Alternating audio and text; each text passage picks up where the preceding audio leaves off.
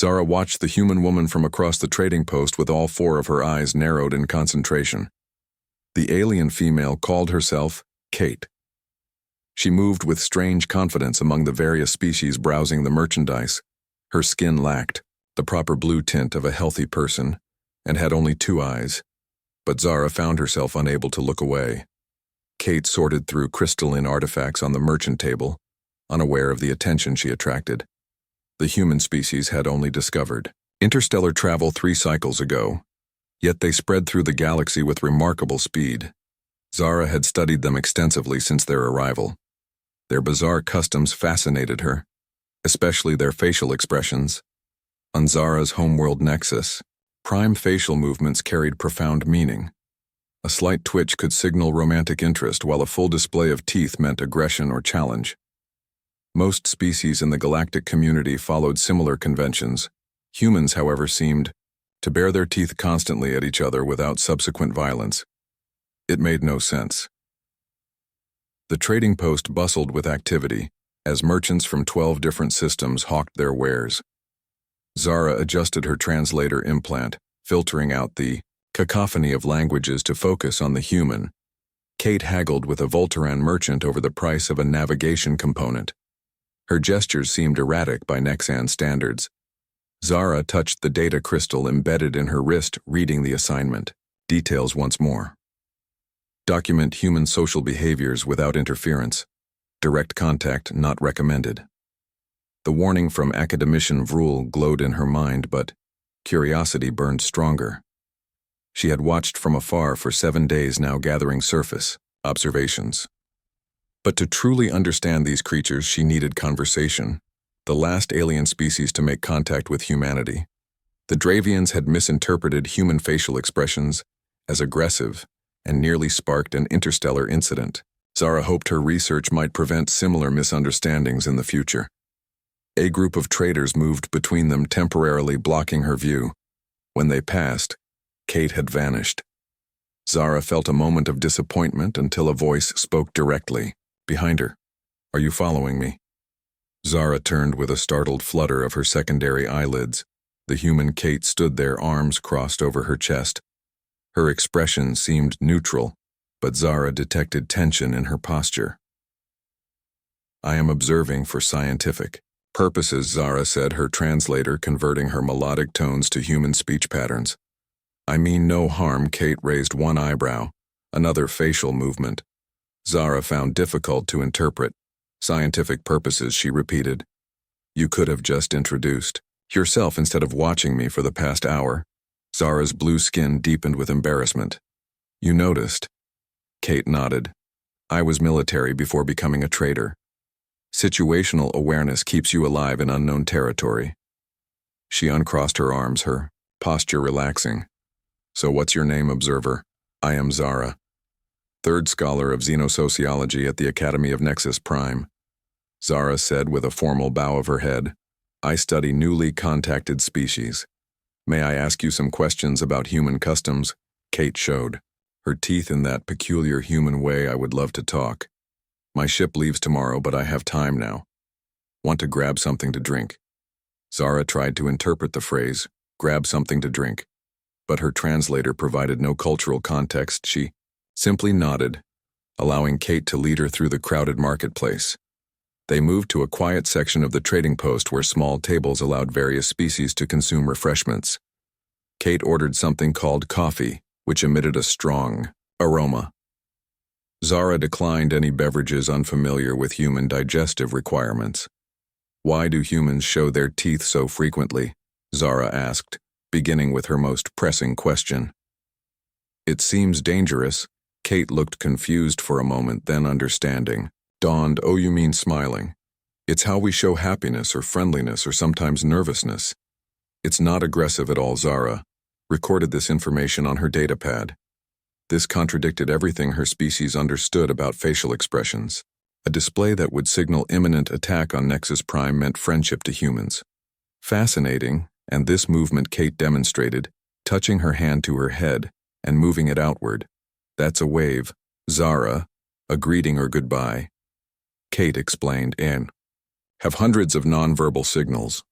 Is it the same for your people? Zara's four eyes blinked in sequence. We have precisely 27 recognized facial expressions and 93 hand positions, each with specific meaning. Improvisation is considered. Immature Kate laughed. That explains why you look so uncomfortable when I smile. We're basically opposites. My species invents new expressions constantly. Their conversation continued for hours. Kate explaining countless human gestures, expressions, and customs while Zara documented everything. Her research would certainly earn recognition from the Academy. This single conversation provided more insight than weeks of distant observation. Humans originated from a highly competitive ecosystem, Kate explained. We developed complex social behaviors to form cooperative groups. Our facial expressions probably evolved as ways to communicate intent without language. This made sense to Zara. Nexans evolved from solitary hunters who only gathered for mating seasons. Expressions served as warnings, not invitations. Tell me about your world, Kate said, leaning forward with apparent interest. Zara hesitated. Nexan tradition discouraged sharing information with outsiders, but cultural exchange worked both ways, and humans had been remarkably open. Nexus Prime orbits a red dwarf star, she began. Our atmosphere contains higher concentrations of nitrogen than Earth, making our sky purple instead of blue. We evolved in low light conditions, hence our multiple eyes. Her hand gestured to her four eyes arranged in a diamond pattern on her face. Kate nodded, seemingly fascinated. Tell me more about your society. Our population is organized by academic discipline. Zara continued. Life begins with aptitude testing, at maturation. Then each Nexan joins their appropriate academy. I showed highest aptitude for xenosociology, the study of alien cultures. Do Nexans have families? Kate asked. We have genetic groupings, Zara explained. Children are raised communally by education specialists until aptitude testing. Those with similar aptitudes often form bonding groups, but not based on genetic relation. How do Nexans choose mates? Kate asked. Zara felt her skin darken slightly at the personal question in the academy. Administers compatibility, algorithms. We submit genetic and psychological profiles, then optimal pairings are suggested. Sounds very efficient, Kate said. But what about love attraction, romance? These concepts seem uniquely human, Zara replied. We seek compatibility, not emotional entanglement as market activity slowed. Kate mentioned she needed to return to her ship. Zara felt unexpected disappointment. Their interaction had been most informative. Would you continue our discussion tomorrow?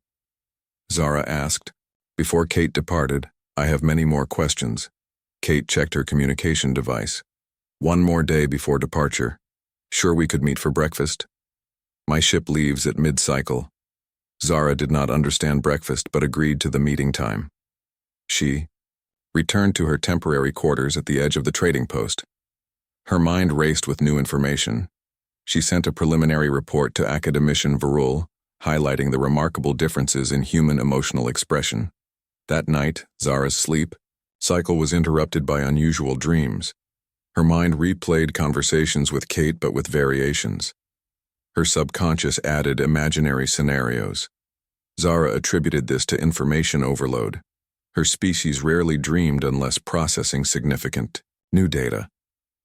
The next morning, Zara arrived early at the designated meeting place. She felt unusual anticipation.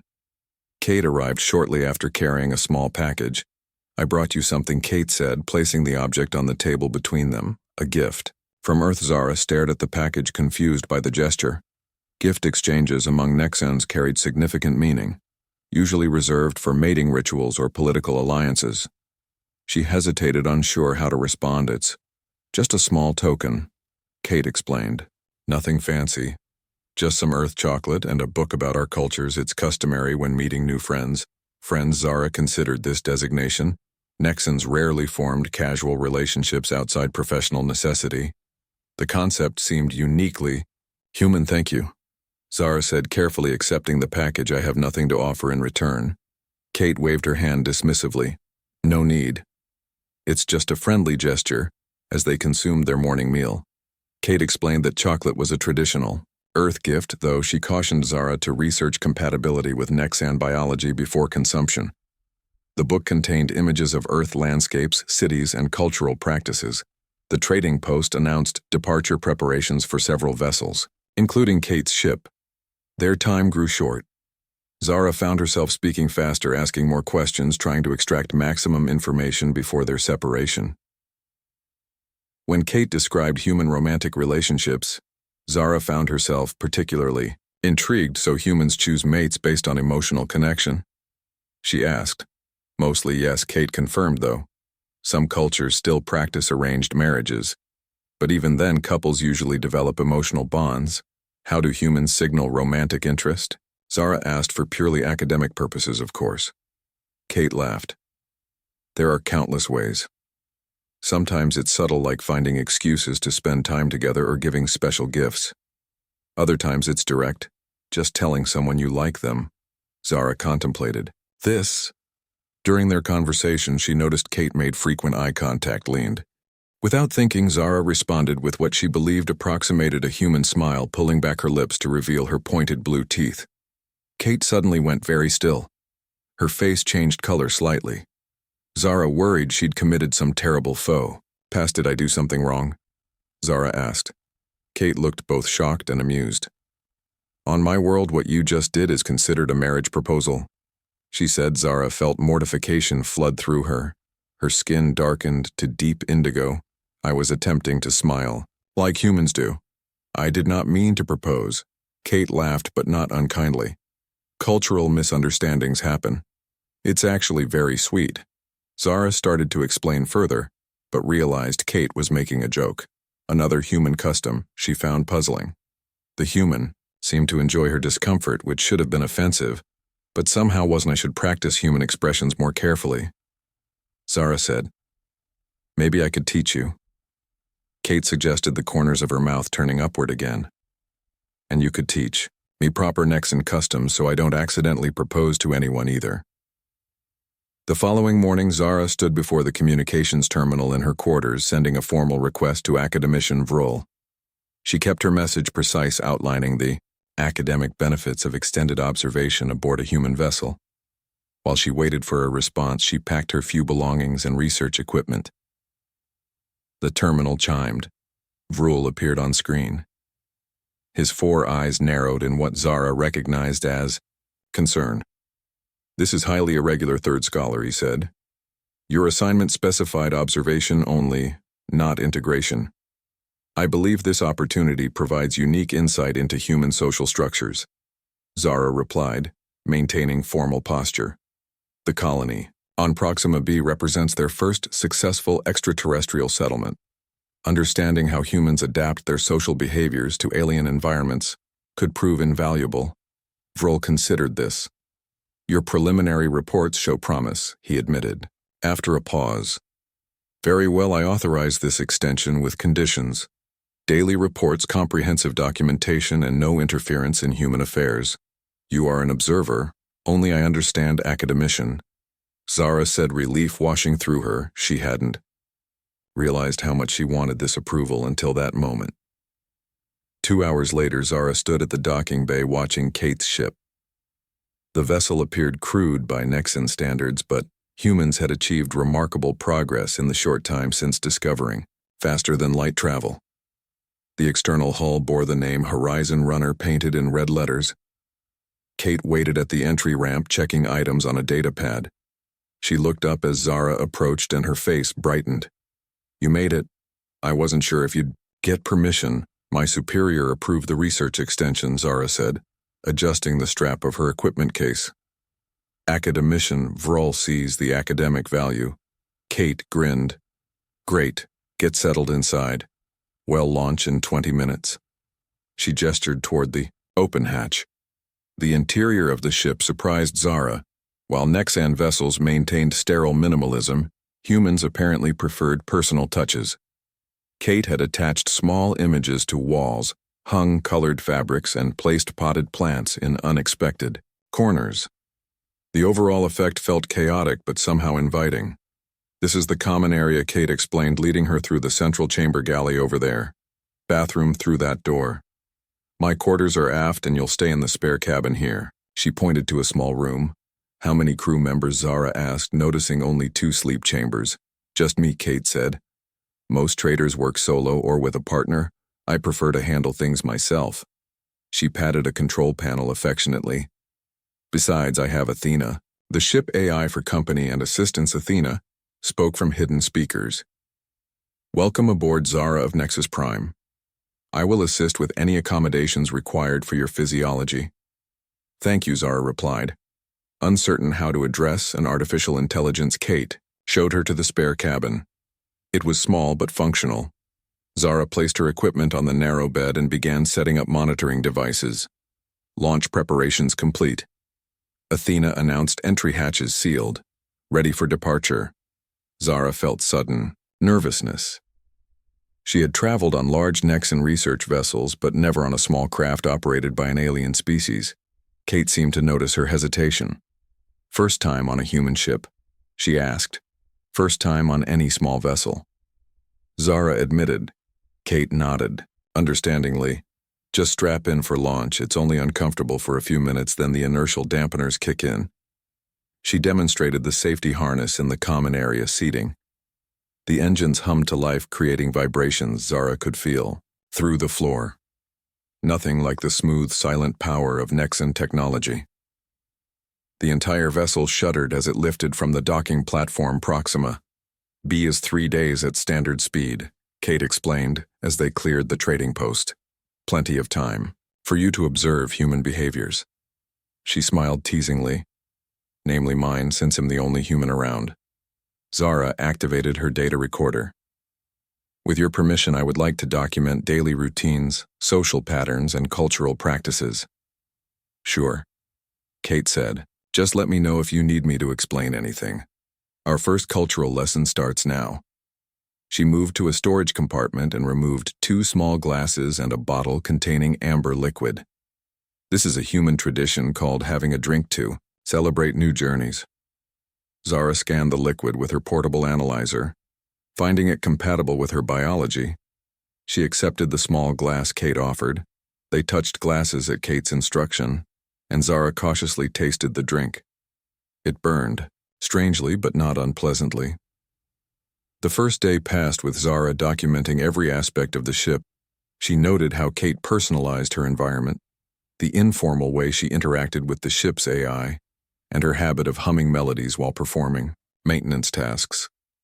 All fascinating data on human behavior. On the second day, Kate invited Zara to share a meal she had prepared. Zara observed the human tradition called dinner conversation, learning that humans considered eating together a social, bonding activity, not merely nutritional necessity. You know, I was suspicious when I first caught you watching me, Kate admitted as they ate, but I'm glad you introduced yourself.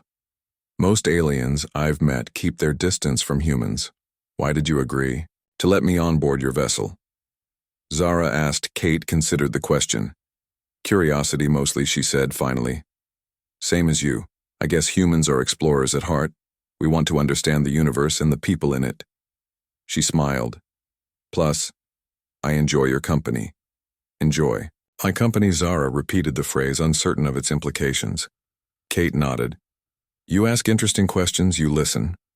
And you don't judge our weird human ways, just try to understand them. That's rare. Zara felt an unusual warmth at these words. She had approached this assignment as a scholarly pursuit, but found herself genuinely interested in Kate as an individual, not merely as a research subject. This seemed unprofessional, yet unavoidable. The ship systems hummed quietly around them as they continued their meal. Zara noted how comfortable the silence felt between them. Another new experience. Later that evening, Kate showed Zara images from Earth on her personal device. Mountains, oceans, cities teeming with humans, forests and deserts, wildlife, and architecture. Zara recorded everything, asking questions about each image. Earth seems remarkably diverse. Zara observed. Kate nodded. One reason humans adapted well to space. We evolved on a planet with countless environments and challenges. We learned to survive anywhere. Zara thought about Nexus Prime with its uniform purple landscapes and carefully planned cities. The contrast could not be greater. "Do you miss your world?" Kate asked. Zara considered the question Nexans did not typically experience: homesickness. Their connection to place remained practical, not emotional. Yet she understood the human concept. "I miss the familiarity of established patterns," she answered finally. "Here everything requires analysis. Nothing follows expected parameters." Kate laughed softly. "That's exactly why I left Earth." The unexpected every day brings something new. On the third day, their conversations grew more personal. Kate described her childhood on Earth, her military service, and her decision to become an independent trader. Zara found herself sharing details of her own life: her early aptitude for Xeno studies, her ambition to become first scholar someday. The ship's communication system chimed, interrupting their conversation. Incoming transmission from Proxima. "B Colony," Athena announced. "Put it through," Kate said. A human male appeared on the view screen. "Kate, we need you to divert. Your medical supplies are urgently needed at Outpost 7. They had a structural collapse. Several injured." "What happened?" Kate asked, her posture straightening. "Mining accident." The man replied. "Tunnel support failed. We're stretched thin with medical personnel and supplies." "Understood," Kate said without hesitation. "Tell them I'll be there within 6 hours." She ended the transmission and turned to Zara. "Change of plans. We need to make a detour." Zara nodded. "Is this common?" Kate shrugged. "As a trader, you go where you're needed, especially out here on the frontier." She moved to the navigation console, plotting a new course.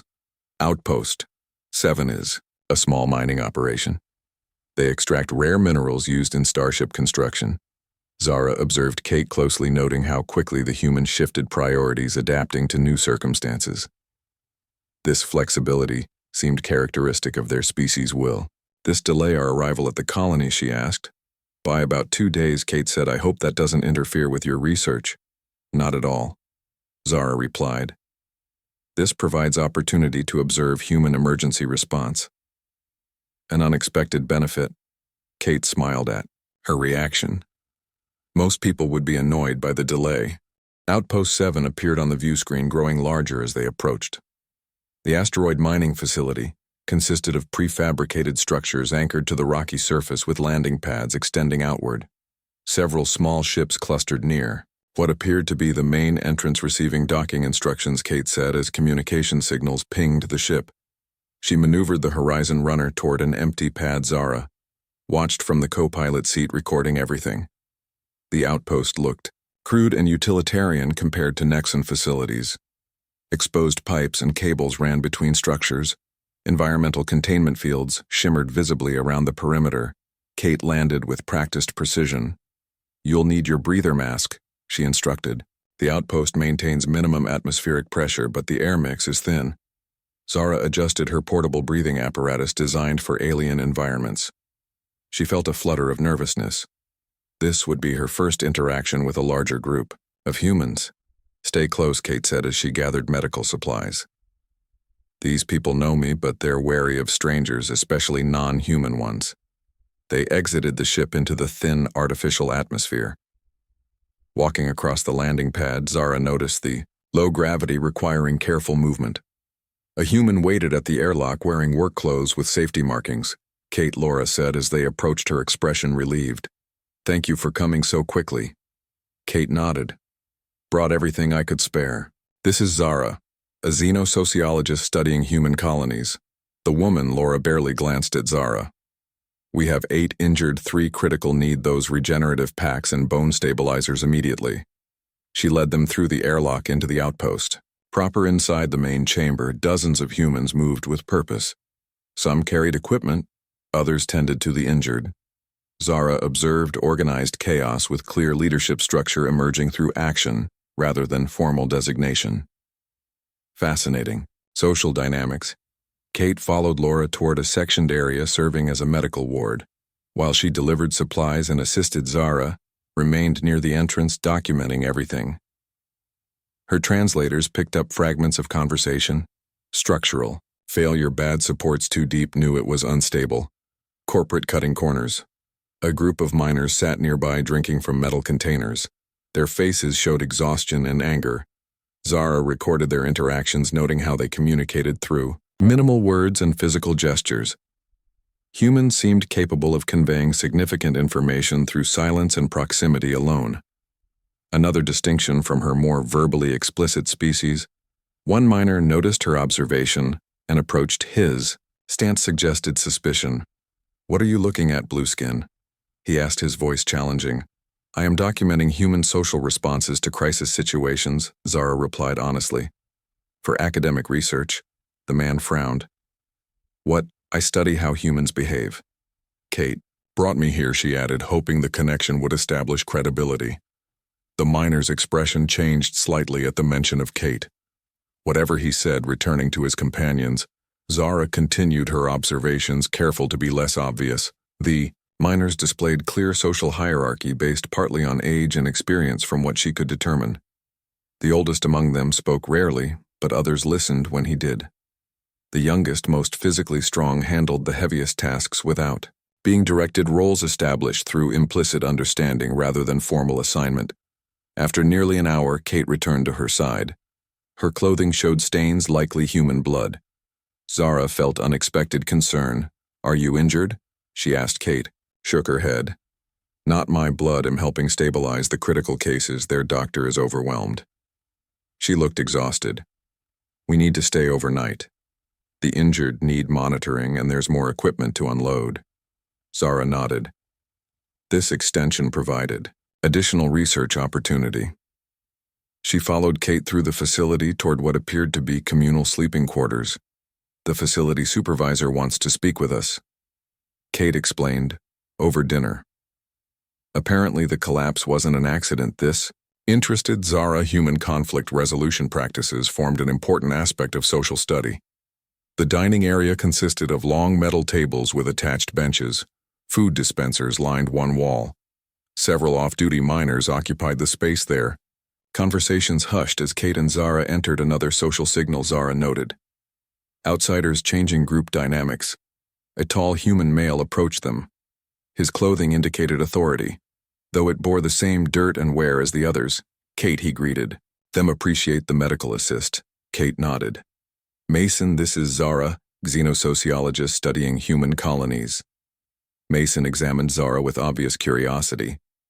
"First non-human we've had visit in months," he said, gesturing for them to join him at an empty table. Food arrived, brought by another worker. The meal appeared to be protein concentrates and hydroponic vegetables. Zara scanned it, confirming compatibility with her biology. "So what happened?" "Mason?" Kate asked between bites. Mason lowered his voice. "Those support beams didn't fail naturally. They were compromised, cut nearly through, then covered to hide the damage." Zara observed Kate's reaction. The human's posture stiffened, her eyes narrowed. "Sabotage," she said. Who? Mason shook his head. "Could be internal rivalries. Between mining crews get intense, could be external. Proxima Mining Corporation wants our claim, they deny sending anyone." But he shrugged. Leaving the implication clear, Zara found this information significant. Human territorial disputes, apparently, extended beyond Earth. Conflicts over resources continuing despite advancement to interstellar travel. A behavioral constant across environments. 8 people hurt, 3 might not make it. Mason continued. "The families want answers." Kate nodded understandingly. "What can I do?" Mason glanced at Zara, then back to Kate. "You have scanning equipment on your ship. More advanced than our basic tools. Could you check the remaining supports? Determine if others have been tampered with." Kate agreed immediately. Zara noticed how quickly humans formed alliance networks based on shared goals or threats. No formal agreements required, merely verbal commitment. After the meal, Mason showed them to sleeping quarters, a small room with 2 narrow beds. "Sorry for the tight space," he said, "resources limited out here." The room was approximately 1/3 the size of Zara's academy quarters, yet still larger than her cabin aboard the Horizon Runner. Human personal space requirements seemed highly flexible, adapting to available Resources. Kate sat heavily on one bed once they were alone. Dangerous business, she said. Mining accidents happen, but sabotage. She shook her head. Desperate people do desperate things. Zara processed this observation. Why would humans endanger others, of their species, for resource acquisition? Kate seemed to read her thoughts. Greed, fear, survival. They drive people to extremes. She said. Sometimes it's corporate decisions made by executives light years away. Sometimes it's personal hatred between individuals. She sighed, taking off her boots. Space was supposed to give humanity a fresh start. Turns out we brought all our problems with us. This philosophical perspective interested Zara.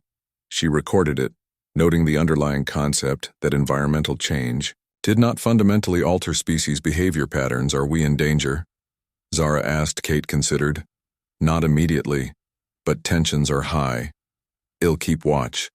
She removed a small weapon from her ankle holster, placing it under her pillow. Zara observed this protective behavior with interest. Human threat assessment appeared to balance optimism with practical precaution. The next morning they awoke early. Kate immediately checked her communication device. Any messages from the medical ward? She asked Mason, who met them in the corridor. One patient stabilized overnight, Mason replied. The other two remain critical. Kate nodded. Well, scan the support structures today. She turned to Zara. This will take several hours. You can stay here if you'd prefer. I would like to accompany you, Zara said. The opportunity to observe human investigation procedures would provide valuable research data. They retrieved scanning equipment from the Horizon Runner, then followed Mason into the mines. A series of tunnels extended deep into the asteroid. Illumination strips provided minimal lighting. The air grew thinner despite breathing apparatus. Zara noted increased humidity and temperature as they descended. This is where it happened, Mason said. Stopping at a partially collapsed tunnel, heavy equipment lay crushed beneath fallen rock. Several humans worked to clear debris. Kate activated her scanning device, moving slowly along the remaining support beams.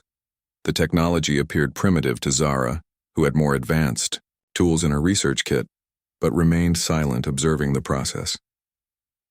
Here, Kate said after 20 minutes, Beam 7 shows the same pattern. Evidence of precise cutting, then camouflaged with synthetic bonding material. She showed the scanner display to Mason. They were meant to fail once mining operations reached this depth. Mason examined the evidence, his expression darkening. Someone knew our extraction schedule, he said. This was planned. Kate continued scanning, finding 3 more compromised. Supports all using the same technique. Her movements became increasingly tense as she worked. Zara recorded her behavioral changes, noting how humans displayed stress through subtle physical indicators. After completing the investigation, they returned. To the surface, Mason immediately called a meeting of crew supervisors. Kate presented her findings, showing scan images on a projected display. Zara observed the human group dynamics with fascination. The collective anger focused their attention, creating immediate consensus despite previous rivalries. The mining facility transformed into a hive of organized activity. Security personnel established checkpoints at all major junctions. Miners formed search teams, checking for additional sabotage devices. Mason coordinated from the central command room where Kate and Zara now stood, watching surveillance monitors. We have the saboteur, Mason said, pointing to camera footage. A figure moved through maintenance tunnels, avoiding main pathways. They tracked through time sequentially. The timestamp showed the recordings were from 3 hours earlier. Kate leaned closer. They're heading for the landing pad, she observed. Mason nodded, already activating his communicator. Lock down all vessels, he ordered. No departures. Too late, Kate said as the monitor showed the figure entering a small transport ship. The craft powered up, detaching from the landing pad before security could respond. Can you track it? Mason asked the communications officer. Already trying. She replied. Signal jammers activated on the departing vessel. She frowned. They're good, Mason turned to Kate. Any chance you could intercept with your ship, Kate considered. The Horizon Runner is faster than a mining transport, but they'd have several hours head start. They'll send our security vessel, Mason decided. But we need to know where they were headed. The nearest outpost is 6 hours away. Zara observed this crisis management with fascination. Humans organized rapidly, assigning tasks, establishing priorities, communicating essential information, without excessive discussion. The collective shifted seamlessly from mining operation to security response. "I need to examine that device more carefully," Kate said. "The technology might identify the manufacturer." Mason agreed, leading them back to the security office where the deactivated seismic destabilizer had been secured. The device looked innocuous, despite its deadly purpose. Kate began dismantling its outer casing, revealing complex circuitry within. "This isn't standard mining equipment," she said, examining components. These modifications required specialized knowledge. Zara moved closer, analyzing the technology. Some components appeared similar to devices she'd seen at the trading post. Manufacturing signatures might provide origin information. She asked, gesturing to her research scanner. Kate nodded. Zara activated the device, passing it over the circuitry. The quantum signature analysis revealed manufacturing patterns consistent with advanced technology corporations. The specific resonance frequency matched products from Proxima Development Corporation, a human company she had studied during her research. "This component originates from PDC," Zara said, showing Kate the readings. Kate frowned. "Proxima Development, the mining corporation's primary competitor. Seems we found our culprit." Mason looked grim. "This is corporate sabotage," he said. "Evidence we can take to the Colonial Authority." Zara continued scanning, finding additional components with the same origin. That data point seemed conclusive, yet something bothered her. The arrangement seemed deliberately obvious, as though meant to be discovered. She mentioned this observation to Kate. "You're right," Kate said. "Too convenient." She examined the device more carefully, finding a small data chip embedded in the control circuit. "This isn't part of the original design." She carefully extracted it, connecting it to a secure analysis terminal. The chip contained encrypted files. Kate worked methodically, bypassing security measures. Her technical skills impressed Zara, who recorded the process for later analysis. Human problem-solving often involved intuitive leaps rather than linear progression. "Got it," Kate said after several minutes. The screen displayed communication logs between the saboteur and their employer. The messages remained partially encrypted, but one name appeared repeatedly. Helios. Mining. Mason looked confused. Helios Mining. That doesn't make sense. They're a small independent operation. No competition with us. Kate scrolled through more data. "Wait," she said. "Something else here." She highlighted financial transfers, large payments from a shell company that traces back to. She paused, looking troubled. "Your facility supervisor." Rena Chen. Mason stepped back, clearly shocked. "Rena. But she's been with us from the beginning." "Corporate espionage," Kate explained. "The saboteur was hired to make it look like Proxima Development was responsible, while actually working for someone inside your own operation." Zara found this multi-layered deception remarkable. The capacity for humans to create complex schemes against their own social groups contradicted their simultaneous ability to form cooperative bonds. Such cognitive dissonance would be pathological in Nexian psychology. "Need to find Rena." Mason said she was supposed to be coordinating security sweeps in Section 4. Kate accessed the facility's tracking system, locating identification signals for all personnel. Rena's signal showed her near the secondary communications array. "Moving quickly," she added. They hurried through the facility, Mason alerting security teams via communicator. Kate drew her weapon, keeping it ready, but concealed. Zara followed, recording everything. The social dynamics had shifted again. Trust, damaged by betrayal from within. They found Rena in the communications center working at a terminal. She looked up as they entered, her expression changing when she saw Mason's face. "You know," she said. Simply, "How could you?" Mason demanded. 8 people, injured, 3 critical. "All for what?" "Money," Rena replied, standing slowly. "Helios offered 5 times my annual salary plus percentage of future profits." The claim was never going to be profitable under your management. Too cautious. Too slow. Kate moved forward, keeping her weapon visible but not threatening. We have the evidence, she said. The saboteur ship was tracked. The payments. The communications. Everything. Rena smiled thinly. The saboteur is already beyond your reach, and the operation is compromised, regardless. The destabilizer was only part of the plan. Mason stepped closer. What did you do? Before she could answer, alarms activated throughout the facility. Warning: automated systems announced containment breach in Sector 7. Atmosphere venting. All personnel evacuate immediately. Rena used the distraction, attempting to push past them. Kate reacted instantly, blocking her path. The two women struggled briefly, Kate displaying combat training Zara had not observed before. She subdued Rena efficiently. Securing her hands with restraints from her belt, security teams will handle her. Kate told Mason, "We need to address that breach." Mason nodded, directing guards to take Rena into custody, then led them toward the emergency response center. The facility had entered crisis mode. Workers moved in organized evacuation procedures following established protocol. Sector 7 houses the main life support systems, Mason explained. If we lose atmospheric regulation, the entire facility becomes uninhabitable. Kate finished understanding immediately. They reached the environmental control center, where technicians worked frantically at control panels. Diagnostic screens showed a cascading failure.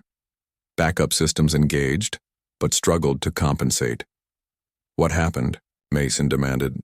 Explosive decompression, one technician replied.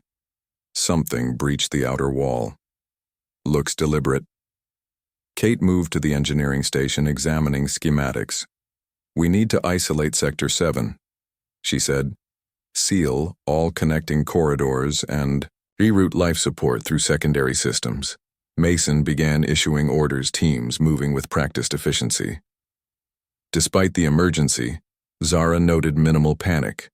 Humans appeared to function effectively under crisis conditions. Another adaptive trait. Zara observed the technical response, recording details. The human capacity for improvisation impressed her. They modified systems designed for one purpose to serve another, creating solutions from available resources rather than following predetermined protocols. Kate worked alongside the facility's engineers, her trading experience apparently including technical knowledge. She helped reconfigure environmental systems, while others sealed the breach. Within 1 hour, they stabilized the situation. The facility remained functional, though at reduced capacity. Damage assessment teams reported the breach appeared caused by precisely placed explosive devices activated remotely. It's over, Mason said, looking exhausted. Rena has been secured. The saboteur may have escaped, but we've preserved evidence for the authorities. Kate nodded. This kind of corporate sabotage carries severe penalties in the colonies. The colonial authority will investigate. Zara had filled multiple data crystals with observations. The entire incident provided unprecedented research material: human conflict resolution, crisis management, social reorganization under threat. All documented in detail. Her academic paper would establish new understanding of human adaptive behaviors. That night, Kate and Zara returned to the Horizon Runner. The mining facility remained on emergency status but no longer required their assistance. Kate had provided all scanner data and evidence to Mason for transmission to colonial authorities. Once, aboard their ship, Kate collapsed into the pilot seat. Physical and emotional exhaustion evident. This wasn't exactly the human colony experience I planned to show you, she said with a weak smile. Zara sat beside her. The events proved extremely informative. Human social dynamics under crisis conditions reveal fundamental behavioral patterns. Kate laughed softly. Leave it to a xenosociologist to find attempted mass murder academically interesting. Zara considered this. I did not mean to diminish the severity. However, observation of extreme circumstances provides insight unavailable during routine interaction. Kate nodded understandingly. I know, she said. It's your job to observe. Then more seriously, did you learn what you needed about us? Proxima B appeared on the view screen, a habitable world orbiting the closest star to Earth's sun. The planet glowed blue and green against the darkness. the first successful human colony established 15 years ago, now home to nearly 50,000. Settlers. Kate guided the Horizon Runner into standard approach vector communication channels activated as colonial traffic control acknowledged their arrival. The atmosphere aboard the ship felt lighter, both literally as life support adjusted to the planet's parameters and emotionally as their journey neared completion. Excited, Kate asked as they began descent procedures. "First human colony you visited?" "Not merely the first colony," Zara replied. "My first planetary landing on any world besides." Nexus Prime. Kate looked surprised. "Seriously, but you're a xenosociologist. You must have traveled extensively." "My previous research focused on theoretical models and remote observation," Zara explained. "This field assignment represents my first direct contact study." Kate smiled. "That makes this special then." She guided the ship through atmospheric entry. The vessel shuddered slightly, heat shields absorbing friction. Their descent created momentary communication. Blackout then cleared as they passed, through cloud layers. The landscape below revealed itself. Settlements clustered near bodies of water. Agricultural areas spreading outward in geometric patterns. Transportation networks connecting population centers. Unlike the mining outpost, this represented a permanent human settlement designed for generational habitation, New Olympus. Kate announced as the capital city came into view. The colonial administrative center and main spaceport. The city impressed Zara with its organization clear, urban planning balanced with natural features. Buildings incorporated local materials, adapting Earth architecture to Proxima resources. The human capacity for environmental adaptation appeared again. They landed at the designated port, Kate efficiently, completing arrival procedures. The docking area bustled with activity. Cargo vessels, passenger shuttles, maintenance crews, all operating with apparent coordination, despite minimal visible authority structure. "Welcome to Proxima B," Kate said as they completed landing procedures. Ready to observe a real human colony, Zara gathered her research equipment, excitement building. The comparative analysis opportunities between isolated mining outpost and established colonial settlement would provide exceptional data. Her academic paper would establish new understanding of human adaptive behaviors. They exited the Horizon Runner into the spaceport terminal. The gravity felt slightly stronger than Nexus Prime, but within tolerable parameters. The air carried unfamiliar scents. Zara adjusted her breathing apparatus, analyzing atmospheric composition. While technically breathable for her species, she preferred filtered air. Until completing full compatibility testing, Kate guided her through arrival procedures. Colonial officials scanned their identification, recorded their biometric data, and approved temporary residence permits. The administrative efficiency surprised Zara, who had expected more complicated procedures for non-human visitors. A human female approached as they completed processing. "Kate," she called, waving. Kate turned, her face brightening with recognition. "Lily," she responded, embracing the other human. Zara observed this greeting ritual. The physical contact lasted precisely 3 seconds, apparently a standardized duration for this relationship category. Kate turned, introducing them. "Zara, this is Lily Chen, an old friend from my military days. Lily, this is Zara, xenosociologist from Nexus Prime." Lily examined Zara with open curiosity. "First Nex and I've met," she said. "Welcome to New Olympus." "Thank you," Zara replied with formal Nexan greeting posture. "I appreciate the opportunity to study your settlement." Lily smiled at Kate. "Your friend is very formal." Kate nodded. "Nexan's value. Precision in communication." "Zara is researching human social behaviors." Lily seemed amused by this. "Well, you'll see plenty of those here," she said, turning to Kate. "You're staying with me, of course. I've got the guest room ready and plenty of space for your friend too." Kate accepted with apparent pleasure. Zara noted this arrangement extended their observation opportunity. Kate would remain in proximity, providing continued explanation of human customs. They followed Lily to a ground transport vehicle.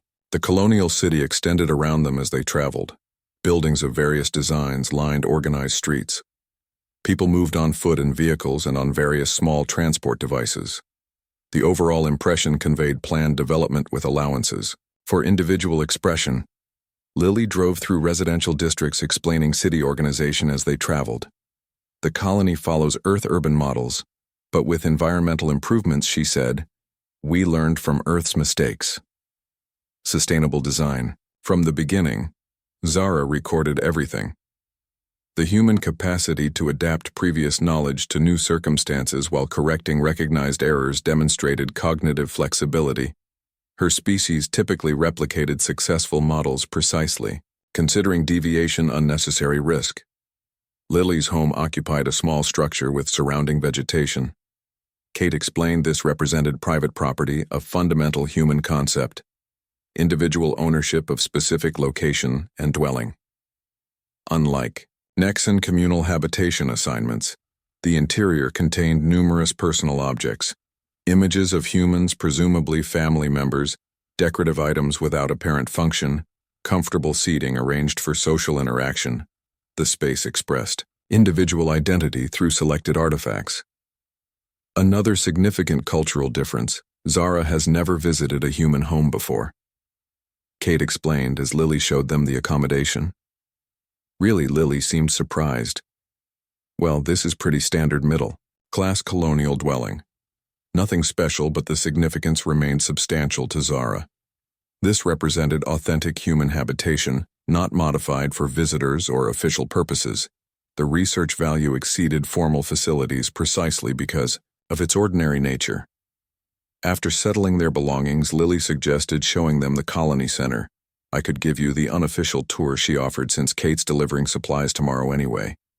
They returned to the vehicle, Lily providing commentary. As they traveled, the colony had established distinctive districts: commercial, residential, administrative, entertainment, agricultural, each with specific function yet permeable boundaries. Humans moved freely between areas. The central plaza impressed Zara with its deliberate design. Open space surrounded by significant buildings. Humans gathered in groups engaged in various activities. Children played in designated areas. Adults conversed. Shared food monitored younger humans. Numerous interactions, simultaneously occurring without apparent central coordination. Zara activated recording equipment. This represents valuable social observation, she told Kate. A natural human gathering without research interference. Kate nodded, understanding the academic significance. You should see it during festivals, she said. Even more activity. Then turning to Lily. Anything special happening while we're here? Lily considered Founders' Day celebrations start tomorrow. 3 days of events commemorating the colony's establishment. Excellent timing for your friend. Perfect for observing human celebrations. This unexpected research opportunity delighted Zara. Ceremonial behaviors revealed fundamental values and social hierarchies. Her observational data would expand significantly. They spent the remaining day exploring the settlement, Lily explaining colonial history. Proxima b represented humanity's first successful extrasolar colony established through international cooperation. Initial challenges included atmospheric adjustment, agricultural adaptation, and artificial day-night cycling for the tidally locked planet. The settlers demonstrated remarkable adaptability, Zara noted. They modified Earth crops for alien soil, created new architectural approaches for the planet's unique conditions, established governance systems balancing Earth traditions with practical necessity. That evening, they dined at Lily's home, Kate and her friend preparing food together in what appeared to be a bonding ritual. Sharing stories from their military service, laughing at common experiences. Zara observed their interaction patterns, noting how humans reinforced social connections through shared memory recitation. You should have seen Kate during basic training, Lily told Zara. The instructor said impossible to complete the obstacle course in under 5 minutes. Kate did it in 4 just to prove him wrong. Kate smiled at the memory. I was stubborn. Lily laughed. Still are. The Commerce Guild still talks about how you negotiated that supply contract last year. Zara noted how past experiences shaped current interactions. Humans maintained detailed personal history narratives, using them to establish and reinforce identity within social groups. Unlike Nexon Objective, recording of significant events, these stories contained emotional components, subjective interpretations modified slightly with each retelling. The next morning began Founders' Day celebrations. The colony center transformed with decorative elements. Temporary structures offered food, beverages, and various goods. Humans gathered in increasing numbers. Many wore distinctive clothing, apparently specific to the celebration. Kate, Lily, and Zara joined the growing crowd. Music played from various locations. Humans performed synchronized movements Kate identified as dancing, similar to their practice aboard the ship, but more elaborate groups formed and dispersed in fluid social patterns.